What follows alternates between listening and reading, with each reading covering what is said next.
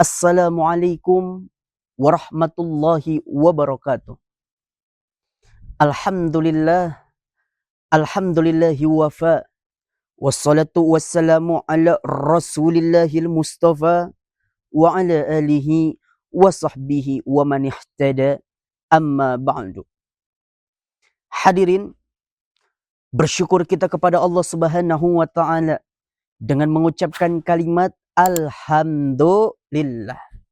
Bersalawat kita kepada Kanjeng Nabi Muhammadin sallallahu alaihi wasallam. Mudah-mudahan kepada keluarganya, kepada sahabatnya, kepada kita semua dan selaku umat-umatnya yang insya Allah akan terus patuh, taat, mengikuti ajaran dan sunnah-sunnah beliau hingga akhir zaman nanti. Amin, amin ya Allah ya Rabbal Alamin. Hadirin sahabat fillah dimanapun berada rahimakumullah. Berbicara tentang nuzulul Al-Quran, Al-Quran ini diturunkan oleh Allah Subhanahu wa taala pada bulan suci Ramadan. Maka banyak juga ulama-ulama kita yang menyebutkan bahwa bulan suci Ramadan termasuk adalah bulannya Al-Quran. Karena di bulan Ramadan ini Allah turunkan Al-Quran pada 17 Ramadan. Berbicara tentang Al-Quran, Al-Quran ini Allah turunkan kepada Nabi Muhammad sebagaimana yang didefinisikan oleh Al-Quran. Al-Quran lughatan qiraatan. Al-Quran menurut bahasa adalah bacaan. Wa istilahan mu'jizul munazzalu ala Nabi sallallahu alaihi wasallam al-muta'abbadu bitilawatihi.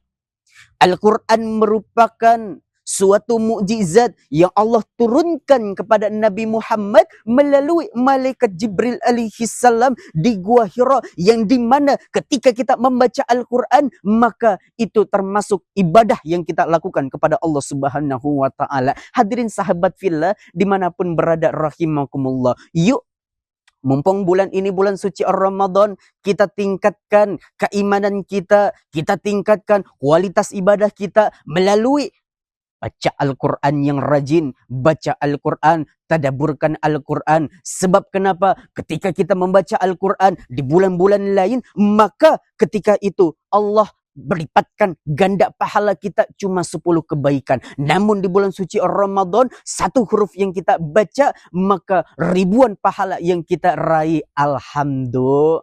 Maka oleh karena itu hadirin sahabat fillah dimanapun berada rahimakumullah, yuk kita sering-sering mentadabburkan Al-Quran, sering-sering kita membaca Al-Quran, syukur-syukur kita dapat menghatamkannya. Karena kata baginda Rasul sallallahu alaihi wasallam, dijelaskan oleh beliau, baginda Rasul pernah mengatakan kepada seluruh umatnya bahwa idza khatamul abdul Quran shalla alaihi inda khatmihi sittuna alfa malak. Apabila kita membaca Al-Quran selaku umat baginda Rasul, apabila kita membaca lalu menghatamkannya, maka ketika kita berdoa kepada Allah, bermunajat kepada Allah, meminta keinginan kita kepada Allah Subhanahu wa taala, maka pada saat itu juga ketika kita berdoa kepada Allah, maka doa kita akan Allah kirimkan dan beribu malaikat untuk mengaminkan doa-doa yang kita panjatkan kepada Allah Subhanahu wa taala. Shallu ala Nabi Muhammad. Dahsyat tidak pahala yang kita raih pada saat kita membaca ayat suci Al-Quran. Maka oleh karena itu hadirin sahabat fillah dimanapun berada rahimakumullah, dengan adanya turunnya Al-Quran ini, Al-Quran dijelaskan di dalam surat Al-Baqarah menjadi hudal lil muttaqin, petunjuk bagi kehidupan manusia. Al-Quran menjadi obat dan Al-Quran nanti akan menjadi sahabat di mana ketika kita sudah masuk di alam barzah.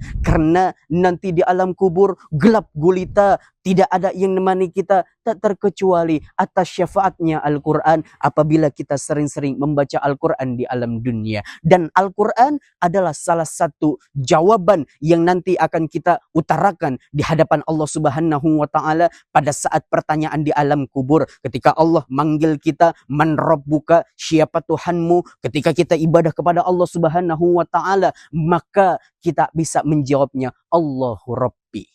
Ketika Allah bertanya, ketika malaikat bertanya di alam kubur, man nabiyuka, siapa nabimu? Ketika kita bersolawat, rajin kita mengucapkan solawat kepada Nabi Muhammad di alam dunia, maka nanti di alam kubur kita dapat menjawab Muhammad Nabiyyi.